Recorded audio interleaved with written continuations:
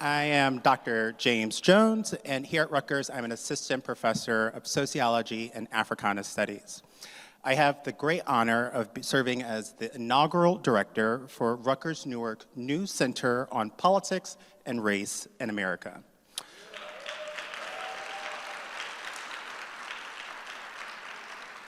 So before we start our program tonight, I want to tell you a little bit about the center and the context from which it emerges.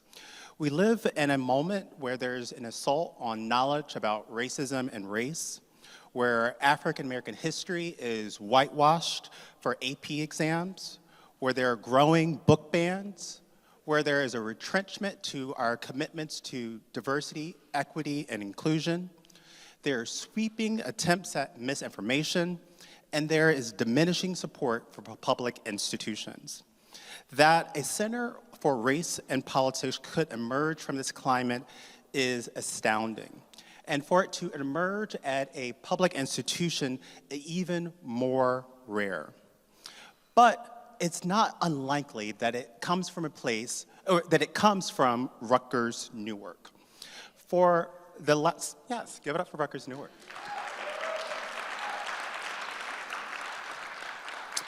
Since I've come here since 2016, I've loved being here for many reasons, but one is that we don't shy away from confronting big problems. Instead, we lean in. We leverage our greatest assets, our diversity, our expertise, and our fervent commitment to the public good. And so it's with that commitment, those expertise, and our strong diversity that this new Center for Politics and Race is here. So CPRA seeks to fill a critical gap in our understanding of America's political landscape by serving as a non-partisan, multidisciplinary fact tank on the link between race and politics in the US. The center will have three different goals. It will serve as a data resource center that produces and rapidly disseminates high-quality data on race and politics at the national and state level, and with a particular focus on New Jersey, to serve as a cutting-edge training in critical methods and data analysis relevant to understanding and race and politics, and third, a resource for diversifying the people who have access into and ultimately pursue careers in public service. One of the things I'm so excited about is this summer, we are going to be putting four Rutgers University Newark students on Capitol Hill, and we are going to pay them. We are going to give them a housing,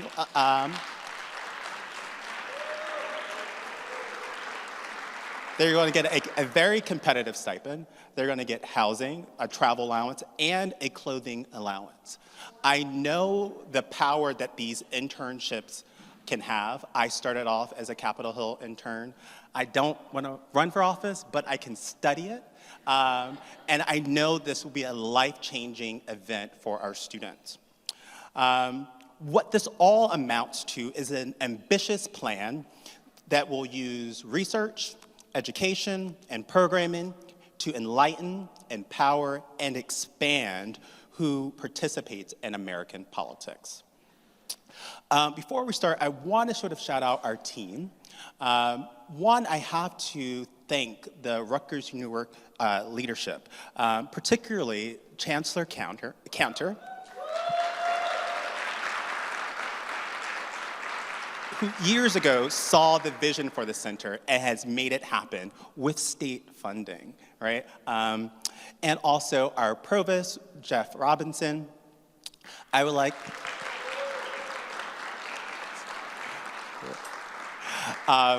to thank my partner in crime, my co-director, Dean Jacqueline Mattis.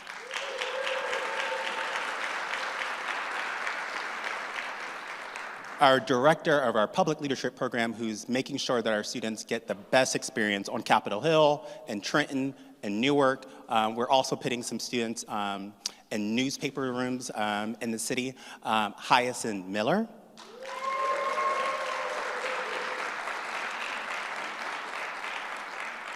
And of course, this fabulous event would not be possible without one person, Christina Strausberger.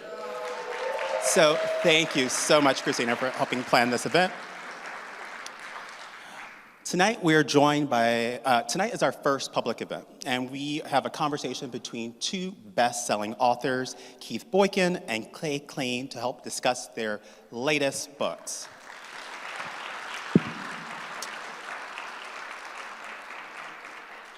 Clay Cain is an award-winning journalist, writer, radio host, and political analyst. He earned his degree in African American Studies right here at Rutgers University, Newark. His insightful perspectives on race, culture, and politics have been featured in national publications such as The Washington Post, The Griot, and CNN. He made his mark as the director of the acclaimed BET documentary, Holler If You Hear Me, Black and Gay in the Church, which was screened at the Obama White House. Clay debuted The Clay Cain Show on SiriusXM Urban View Channel 126 in 2017, which airs weekdays at 1 p.m. His first book is Live Through This, Surviving the Intersections of Sexuality, God, and Race. And he's here tonight to discuss his new book, The Grift, The Downward Spiral of Black Republicans from the Party of Lincoln to the Cult of Trump. It is already #1 on the Barnes & Noble sellers list, #1 on Amazon and African American history, and he's coming to us straight from The View.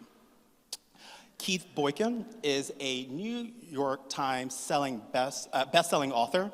He's a TV and film producer and a former CNN political commentator. He is a graduate of Dartmouth College and Harvard Law School. Keith served in the White House. He co-founded the National Black Justice Coalition. He has co-hosted the BT talk show My Two Cents, and he's taught at the Institute for Research in African American Studies at Columbia University. He is a Lambda Literary Award-winning author and editor of 7 books, and his latest is Why Does Everything Have to Be About Race? 25 Arguments That Won't Go Away. Please join me in welcoming Clay and Keith to Rutgers-Newark.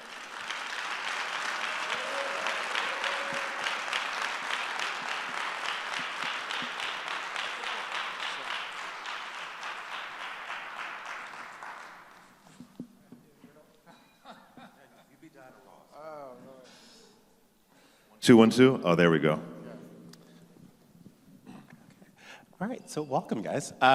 So I want to talk about your books, which are great, and I've been reading them over the last week, and I can't put it down. They're so important and timely and well-researched. So, Clay, I want to start with you. Can you tell me what motivated you to write this book? And then also, I'm interested in the name The Grift. Why The Grift? First, I want to say anybody who's here with SiriusXM, I don't know if you heard, but the legendary Joe Madison passed away. And he was a civil rights icon. He was a radio legend. He was the Black Eagle. He had a huge impact on me. And word just came out about 20 minutes ago that he passed away. So he worked with Rosa Parks. He was close with Dick Gregory. He did a lot of amazing work. For folks in here who do not know him, you should look him up right away, because I would not be here without Joe Madison. So yeah. I wrote The Grift, The Downward Spiral of Black Republicans from the Party of Lincoln to the Cult of Trump, because I wanted to burn down Massa's house. That was my intention of the book. And when I say that, I mean enslaved people in acts of resistance. They would often burn the house down, and they would burn everybody and everything within the house. So versus using master's tools and rearranging the furniture, you wanted to burn it down. And so when I think of grifters, I think of people who are infesting master's house. I think of people who are selling out and exploiting their own to do anything, to say anything, to perform, to audition, to get access to power. and proximity to power. And Black Republican grifters specifically, they shape-shift around political identity, and they provide racial cover in what I consider right now to be a white supremacist Republican Party. So, but the book starts after the Civil War. So the original Black Republicans were the original progressives. They were the ones who fought for public education. They fought for a life that was functioning for Black folks and poor white folks. And as I said on The View a couple days ago, I wanted to examine how we went from someone like Frederick Douglass to clowns on steroids like Clarence Thomas. And lastly, this has been a downward spiral. One of the things I lay out in the book, that it's not just about the downward spiral of Black Republicans, but the downward spiral of racial politics in the GOP. The Republican Party made a conscious decision, really before Lincoln was assassinated, because they were forgiving former Confederates and reinstalling, former Confederates in the South. But all throughout 1877, the compromise, so and so on, they decided to turn their backs on Black people. And then by the 1960s, they tell Black folks, we don't want you in the party. So you see these prototypes of grifters emerging that say, wow, if I can align myself with this, there's a shorter line to political fame. There's a shorter line to a congressional seat. And nowadays, it's just being hired by a conservative organization and just, being a buffoon, and you will be celebrated. So where we are today is that I wasn't a big fan of General Colin Powell, but at least he had credentials, but there isn't even room for someone like him. Now we are at the bottom of the barrel, and there are grifters on the rise, Black Republican grifters on the rise, where their blood oath is to defend the worst parts of this country. And a prime example of that is Daniel Cameron, former Attorney General in Kentucky, who saw to it that the officer who killed Breonna Taylor did not get justice. He did the dirty work of Mitch McConnell, and really, I believe, harmed the family of Breonna Taylor. So I wrote the book for those reasons, and at the end I have a what's next chapter. I wanted to expose them, expose the grift, and Ida B. Wells once said that the way to right past wrongs is to shine the light of truth upon them. So I consider this book shining my light of truth.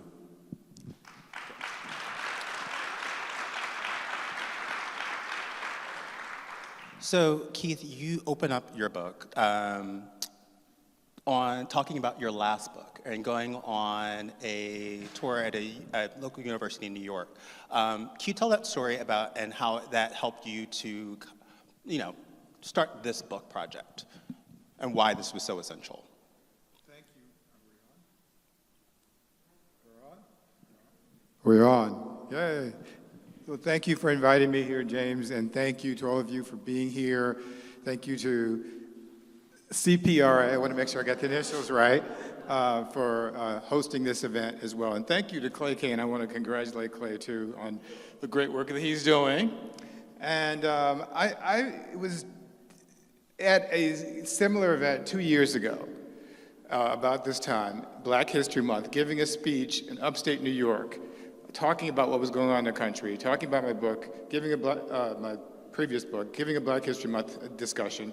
And someone spoke at the end of the event, a white student, and he said, you talked about all these things about Black people, but you didn't talk about economic issues and other types of issues.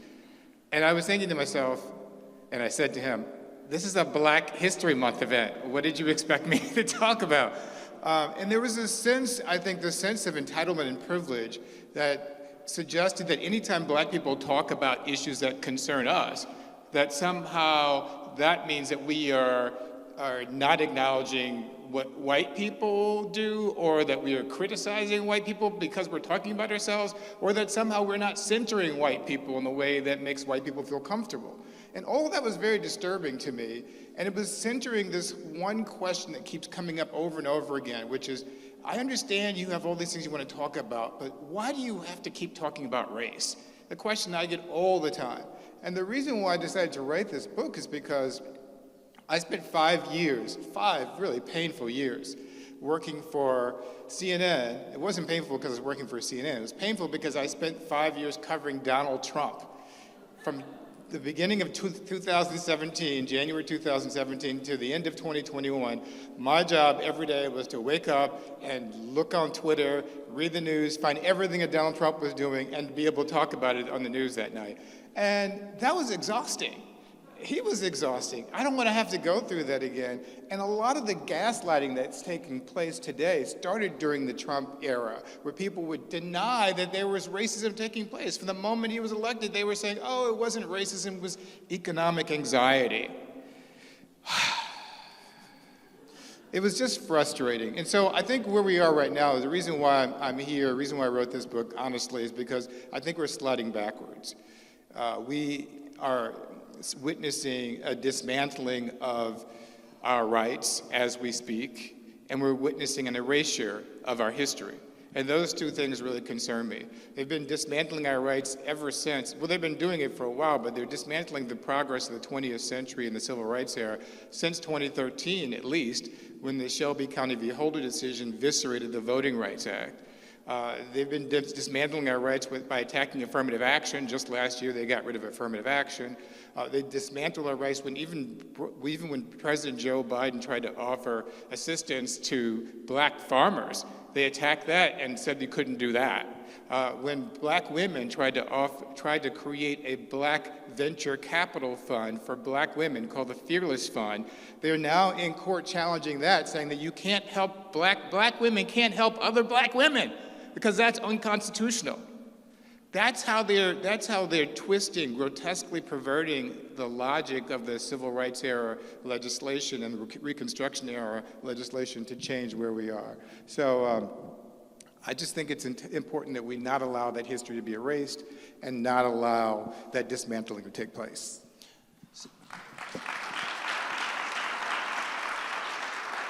So, Clay, thinking about not wanting this history to be erased, one thing I really loved about your book was its reclaiming of Black history, reclaiming the power of Black Republicans as a party that really held Republicans accountable and pushed them to do the right thing, right? So there was a lot of talk about the Party of Lincoln, but the Party of Lincoln was originally racist, right? It was Frederick Douglass and other Black Republicans who pushed them to, adopt these stances which they're so noted for today, right? So being that it is Black History Month, can you tell us a little bit about some of these early Black Republicans and what they stood for and what they did? Well, what I love about them is that they held their government accountable. I mean, can you imagine being Frederick Douglass and your life is at threat constantly and you're calling out the 16th President Abraham Lincoln for being a white supremacist, and you say that Abraham Lincoln is the most famous slave catcher in the country, and you say that Abraham Lincoln should not even be in office, and you actually create a third party called the Radical Democracy Party to see that Abraham Lincoln will not be reelected because you were so disgusted at how weak he was on slavery.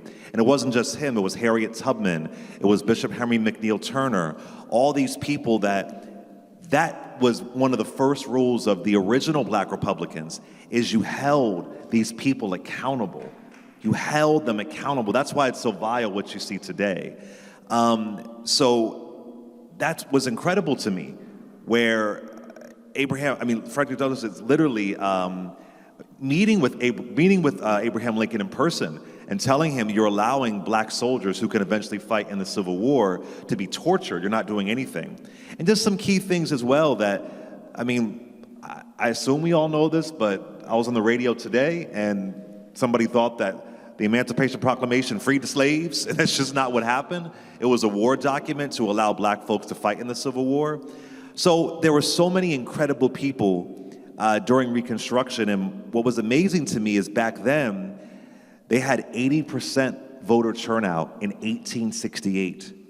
80%. We can barely get 60% now, you know what I mean? But with that 80% voter turnout, they were able to take control over the South. And then what happens is, when people began to get that taste of power, you saw the early prototypes of other Black folks turning on other Black folks. You even saw a handful of them siding with Southern Democrats and There's one guy in particular, Isaiah Montgomery in 1890, who votes against black men being able to vote in Mississippi. And he was praised. He was worshiped in the media. He said, he is a great speaker. He is a great orator. So you give a little bit of grace to somebody back then. These are formerly enslaved people. But what you also see is that the black media at the time was calling them out, was blasting them. Frederick Douglass says about Isaiah Montgomery, saying that others will be dazzled by fame and imitate their bad example. And that just feels so prophetic for today. So what was beautiful to me is that I think many of the answers of how we can move forward, it really is in original black republicanism, which isn't what we have today. It's holding elected officials accountable. It's federal policies that will protect marginalized communities from violence. It is high voter turnout. All of these things that it's really admirable. And we have more power now than we had then. And I want us to use our power even more. Because if you don't do politics, politics will do you. So there was just so much that I learned from it. And I feel like the original black Republicans are rolling in their graves at what's happening right now. And that's what it makes it so insidious, and it makes it a grift. But again, there's turning points, and I feel like right now I feel like, to Keith's point, I feel like we're almost at the end of Reconstruction again. And Reconstruction falls in 1877, but they didn't really have the power to stop the fall. We have the power to stop the fall. We do, it's possible, but I'm just concerned people are sleepwalking.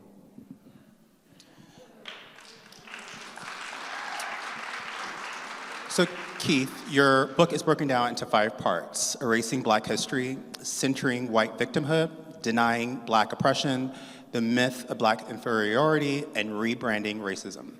So I kind of want to start with one of your first chapters about critical race theory. So you dedicate the book to your late mentor, Derek Bell, who is widely known as the father of critical race theory.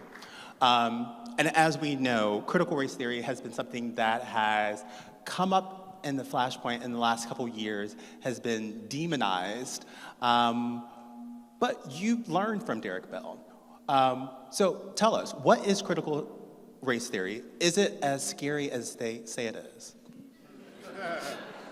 Yeah, critical race theory is everything, everywhere, all at once, according to the Republicans. And the reality is, it is completely been blown out of proportion. We all know that. And it's one of those things that's just so frustrating to have to talk about this over and over again. But I went to law school with Professor Derek, I didn't go to law school with him. Professor Derek Bell was my law professor. And while I was in law school, he took a leave of absence to protest Harvard's failure to hire women of color. And he took a number of bold steps. Left Harvard, came to NYU. He left a job at Oregon to teach somewhere else. He repeatedly used his life as an academic, as a scholar, to be an activist as well. And he co-created a type of scholarship called critical race theory. Goes back to the 1970s and early 1980s. And Derek Bell was just the most wonderful, mild-mannered law professor, quiet, soft-spoken person you'd ever want to meet. And to see his scholarship vilified the way it's being demonized today as Marxism or telling people that they're being converted to hate white people and all this other misinformation, it's a purposeful distortion. The purpose of critical race theory, what I learned in my class in critical race theory in law school, it was about examining the way in which the law is used to reinforce racist structures. So we did things like we studied intersectionality in the law. We studied desegregation tactics and strategies. We studied things that were quite honestly beyond the comprehension of most grade school students and high school students. And so the idea that somehow they're actually teaching this in high schools and grade schools is so far beyond truth. But the problem is that they are teaching something that does scare people. And it's not critical race theory, it's American history. they're teaching the true American history. And what they've done is they've taken everything about American history that is not favorable to their view of the country and called it critical race theory. So the fact, and it is a fact, that Abraham Lincoln was a white supremacist who believed in segregation, who wanted to send black people back to Africa. Clay wrote about this.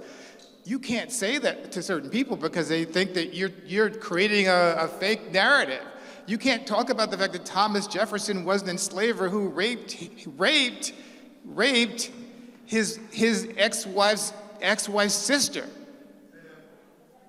You can't talk about the fact that George Washington took the teeth from his slaves to put in his mouth. You can't talk about the fact that America has, from the very beginning, had a 3/5 compromise that meant that black people were counted only 3/5 of a human being for the purpose of apportionment in Congress. You can't talk about any of that history because if you do so, oh, you're teaching critical race theory. No, it's not critical race theory. It's American history. Wake up and accept it.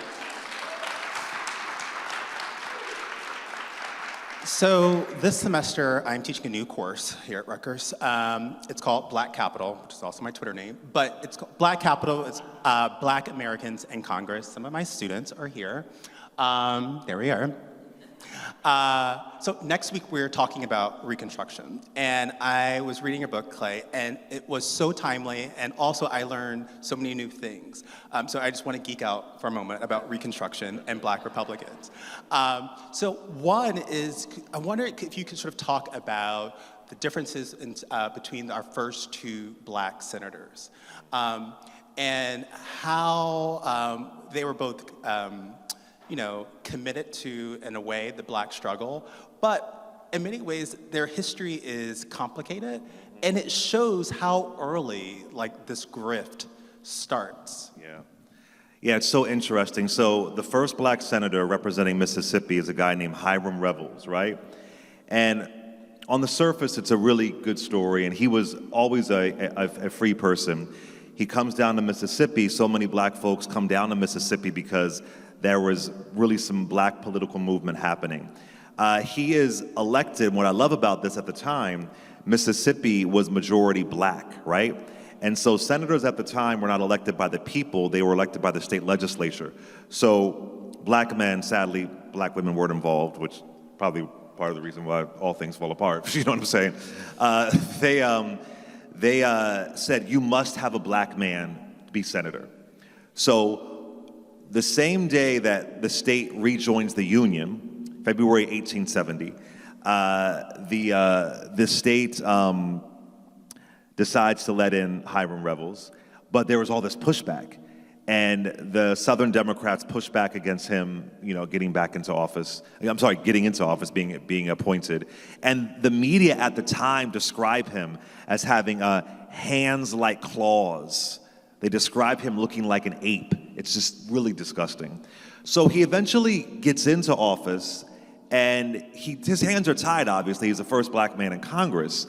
He's only in Congress for about a year or so, and he makes a lot of money doing speaking engagements. He ends up buying a plantation, and he leaves Congress doing more speaking engagements. And then he gets appointed president of Alcorn University. James Alcorn is a former Confederate, and he believes in a harness revolution, which means that we can have Black folks here, but all the white folks must have the power. And there were all these reports that he was siding with Southern Democrats, and he was profiting. There's a great historian from Mississippi, Julius E. Thompson, that says Hiram Revels is an example of how you do not find progress for Black people. So it's very interesting. And then there's also Blanche Bruce. Blanche Bruce is the second Black man in Congress representing Mississippi, United States Senator. And in the beginning, you see him doing really good work. And he begins voting to forgive former Confederates.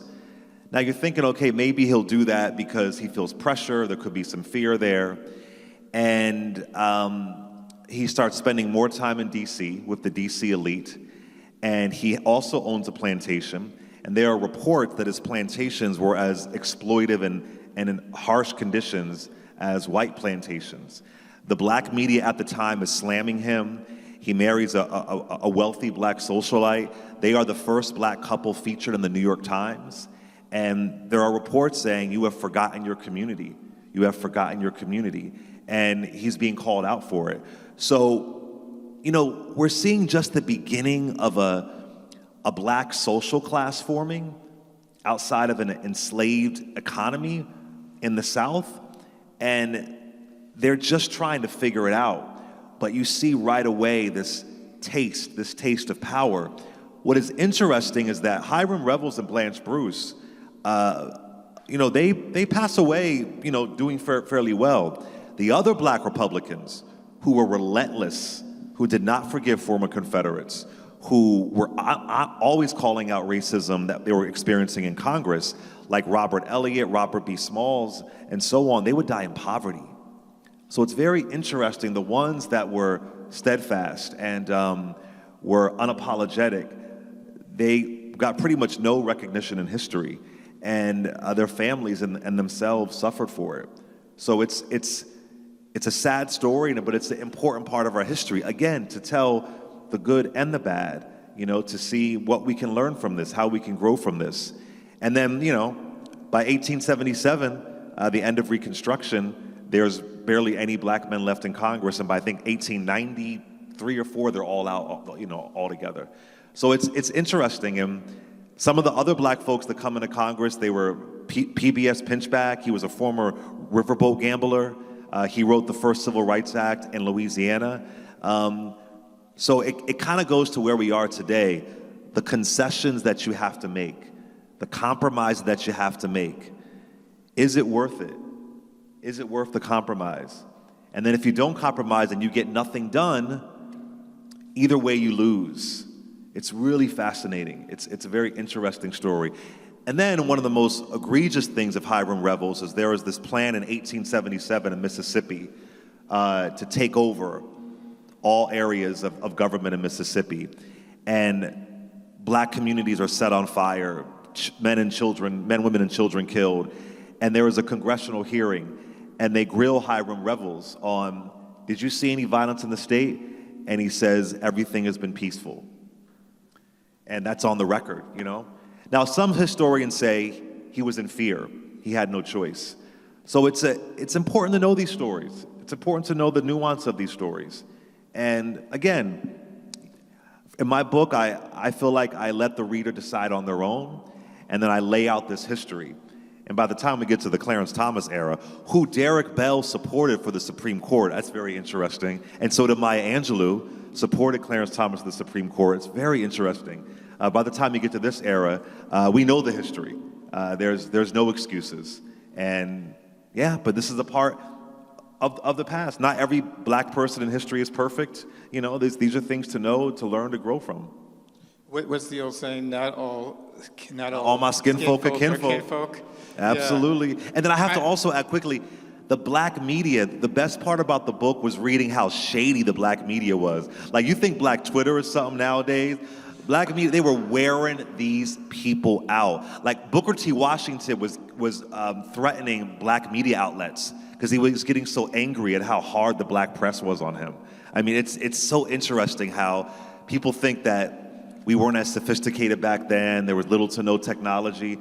Nah, the analysis back then, the critique back then was just really brilliant. So, Keith, you have a chapter called The Civil War Was About Slavery, Not States' Rights. So we have a presidential candidate, Nikki Haley, who has Is she a candidate? A contender. Who has said that the Civil War was about states' rights, but also most recently who has said that Texas has the right to secede from the U.S. if they want to. I don't think she has read your book, but what would you say to her? Well, I think we have to be careful not to point our fingers solely at individuals without understanding the systemic nature of what's taking place. Nikki Haley doesn't believe half of the stuff she says. And I believe that not based on any knowledge of her personally, but because I assume that she's a relatively informed, intelligent person. Maybe I'm wrong. But if she is, and she was the governor of South Carolina, the first state to secede, by the way, from the Union, the state that fired on Union troops, rather, at Fort Sumter in South Carolina in April 1861 and started the Civil War, the state that had to be dragged kicking and screaming to pull down the Confederate flag from the Capitol while she was governor.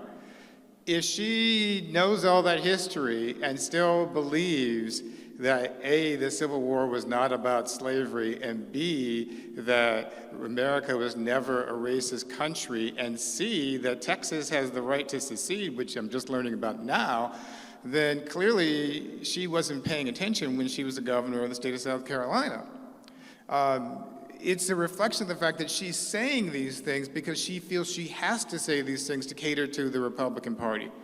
And this is one of the most frustrating things I find in my work that I do, is that so many Republicans today are invested in perpetuating a lie, a false narrative that they are the party of Lincoln. Well, first of all, the party of Lincoln has changed, and Lincoln was a white supremacist. But secondly, that party is gone. It vanished a long, long time ago, a century ago, or decades ago at least. And the irony of it all is that the same people who claim to be the party of Lincoln are the ones who are defending the Confederate flag, the ones who are defending the flag of the people who fought against Lincoln. They're the ones who were fighting to preserve, they talk about the quote-unquote Democrat Party, which is such a childish thing to say because it's a Democratic Party, but they say Democrat Party because they're supposed to make people upset. But they talk about the Democrat Party being the party of the Klan and the racist as if the Republican Party hasn't been the party of the Klan and the racist for the past 5 or 6 decades. As if history stopped in 1963 and didn't continue when Lyndon Johnson signed the Civil Rights Act of 1964, or the Voting Rights Act of 1965, or the Fair Housing Act of 1968. And the Republicans today are so invested in perpetuating this lie because they have to do it in order to believe that they're not racist, or to convince themselves and those around them that they're not racist. When we all know that the Republican Party has descended into racism these days. The truth of the matter is that no Democratic candidate for president has won the white vote since 1964 when Lyndon Johnson signed the Civil Rights Act. Not one. Jimmy Carter didn't do it. I worked for Bill Clinton. He didn't do it in either of his 2 elections. Barack Obama, I went to law school with him. He didn't win the white vote in either of his 2 elections. But you know who did win the white vote twice? Donald Trump.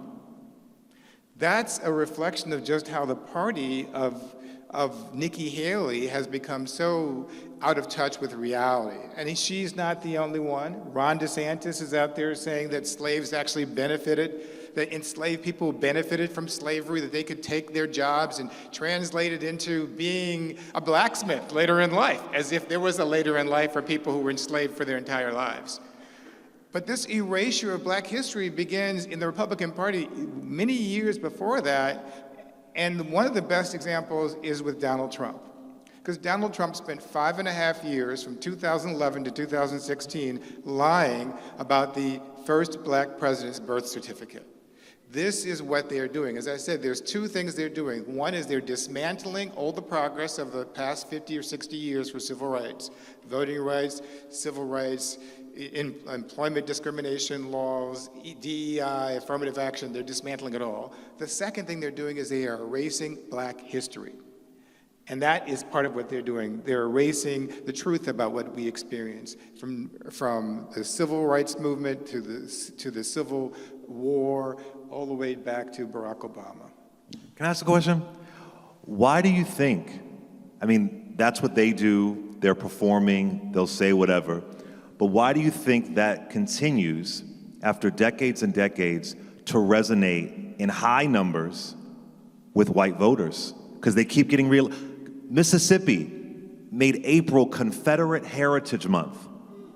Confederate Heritage Month, and Governor Tate Reeves got reelected.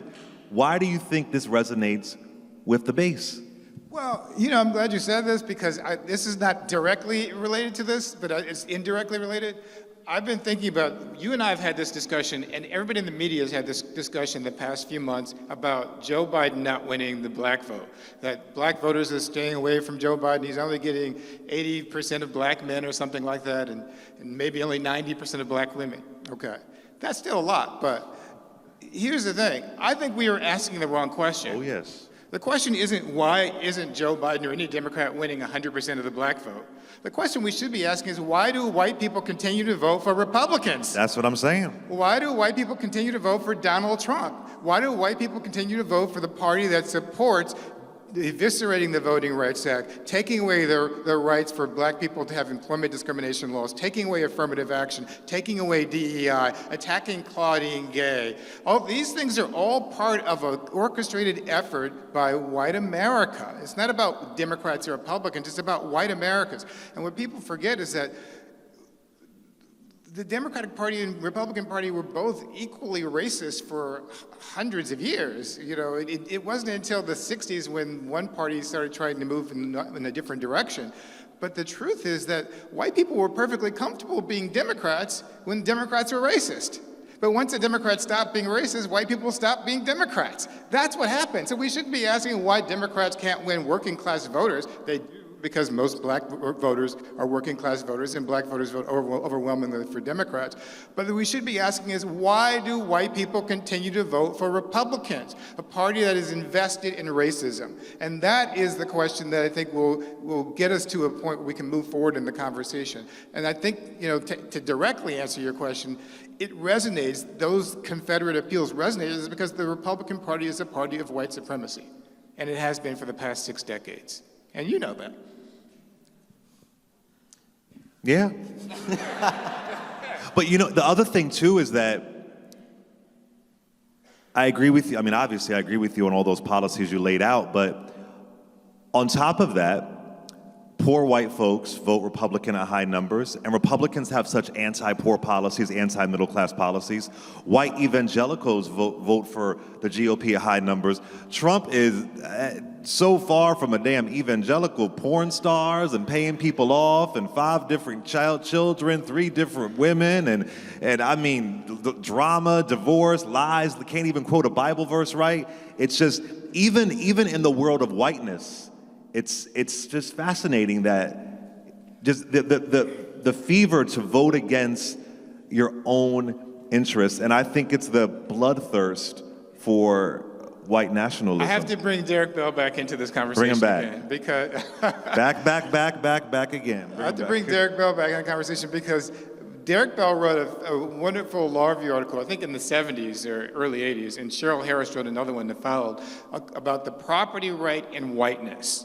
The property right in whiteness. That is to say that even the poorest white person still has a property right, an economic right in their whiteness. So yes, you may not have as much money if you're poor and white as Oprah Winfrey or Beyonce or someone like that, but you do have your whiteness, which means that there is an economic value attached to that. When you raise your hand and when you walk outside of this door, you raise your hand to get a taxi, you're still more likely to be picked up than a black person. If you get pulled over in your car, you're still more likely to not be arrested or not be harassed if you're white than if you're black. If you apply for a job and don't have a black-sounding name, you're still more likely to be taken seriously, offered an interview. All those different attributes of whiteness that are invisible to so many people, this thing called white privilege, which Peggy McIntosh calls an invisible knapsack of privileges. All these things that you have, that you take for granted, that black people don't have, those are economic benefits. You know, the other thing too, I'm sorry, but you know what's so funny is that what scares me, so what it really is also, it's otherism, is that people at the top have been able to convince a lot of white folks that it's that other person taking your job. It's the immigrant taking your job. It's the trans person why your girl isn't good at sports. It's the black person, I mean, all this stuff. But you know what really scares me? Because that's just gaslighting, right? You know, look over there. But it's when we fall for it. When I have folks call into my radio show saying, oh, well, all these immigrants are coming over and they're taking jobs from black people. I said, we had a job issue among black folks before there was a quote-unquote immigrant crisis. I have folks calling in randomly bringing up trans people. And I'm like, y'all are doing the same thing that white folks have done for centuries. You are falling for the look over there concept. And that's what really scares me. If we do not get over that, if we do not fall for masses tools, Lord, that's boys to men, end of the road. So I know we've come to the end of the road. Get a passport. So Clay, this is, I guess this is a question for both of you, like changing gears a little bit. But it's a question about where do we go from here, right? As someone who teaches and talks with a lot of students, our political system is not great. There is a lot of hopelessness, right? That, Republicans, there are grifters there are grifters in the Democratic Party. How do we change something? What is the point of getting involved in politics at all? So, when I was at Rutgers University Newark here, I was very, quote unquote, I thought I was some kind of revolutionary, which I wasn't, but I thought I was. And I didn't believe in voting because I felt like, fuck the system, it doesn't work, it's all ridiculous, and no one's gonna win and no one's helping me. And like I said earlier, if you don't do politics, politics will do you. So if you don't like what you see in your politics, the answer is not to disengage. You have to engage more. And I know folks are tired of hearing it, and it may sound trite, it may sound cliche, but we have to play the long game. This thing called progress is a long game. You don't get what you want in 3 years sometimes, or in 4 years, or in 2 terms. The Republicans waited 50 years to overturn Roe v. Wade. They began attacking the 1964 Civil Rights Act immediately. So I would say that, we have to really capitalize on our vote. And I see so many people tapping out. I did once upon a time. But when I saw people jumping out of those buildings during 9/11, and I saw President Bush reading My Pet Goat for 7 minutes, I said, I will never not vote again. I will never not vote again. So, sadly, I feel like people, they believe they're doing something by not engaging, and you're only letting the other side win. And voting is just one tool in the toolbox. But if we can't utilize that tool, like if you look at the 2022 midterms, we had some amazing people running for Congress. We had Gary Chambers in Louisiana. He was on TikTok begging people to vote. This is a black man running for senator in Louisiana who believes in reparations, who believes in decriminalizing marijuana, all the things you want.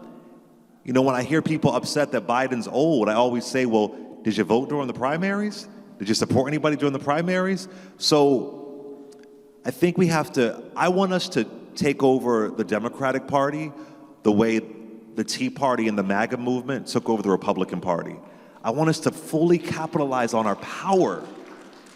And I'm sorry, that's just one tool in the toolbox, but if you aren't doing step A, you aren't gonna get to B, C, D, and E.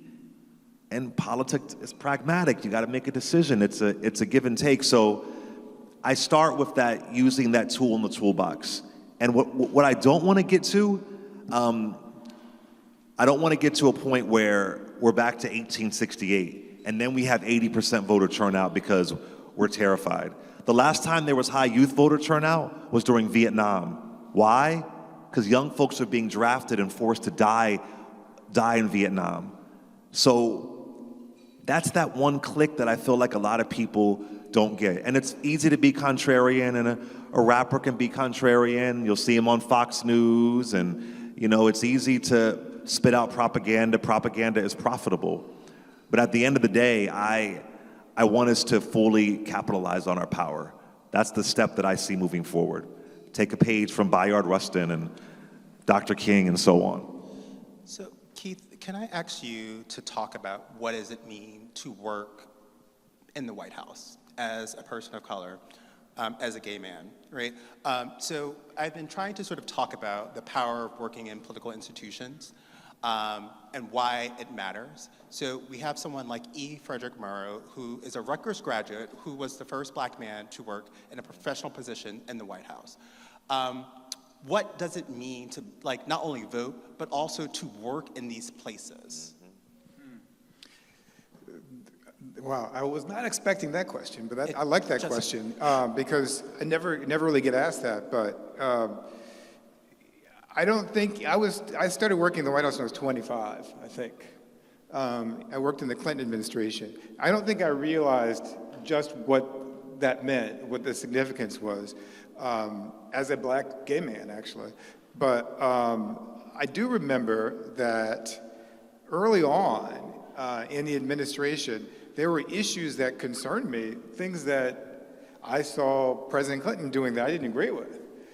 And I realized that I was in a position that I could speak up and say something about it, and I did. Didn't change anything, but at least I had my voice counted. And so I was able to do things that made some bit of a difference. I remember when the Employment Non-Discrimination Act, which was a bill that outlawed discrimination against LGBTQ people, came up in 1994, 1995, for example, something like that. And I remember sitting in the room, in the Roosevelt room across from the Oval Office, with about 10 or 12 senior staff people in the White House. And every single one of them, except for me, myself and one other person, was opposed to going out and publicly supporting this bill, which the president already said he supported. And the only other person who supported me was a man named Deval Patrick, who was at that time the Assistant Attorney General for Civil Rights, and he later became the governor of Massachusetts. But he and I were the only two people in that room of like 10, 12 people, only two people who stood up and said, this is wrong, we have to do the right thing here. And so sometimes, even if you don't win on those difficult policy debates, it's important to have that voice represented. It's important to be present when those decisions are being made, so they know they can't just run over you and ignore those issues. Now, I will say this, and this goes back to Clay's point. I knew when I started working for Bill Clinton, I didn't agree with him on every issue. One of the things I've been very, very clear on from the beginning, I found an article I wrote about this in 1983, 40 years ago, just not long ago. I found the article. And I was condemning the death penalty. And I wrote a local newspaper column in the St. Petersburg Times in Florida. And I was condemning the death penalty.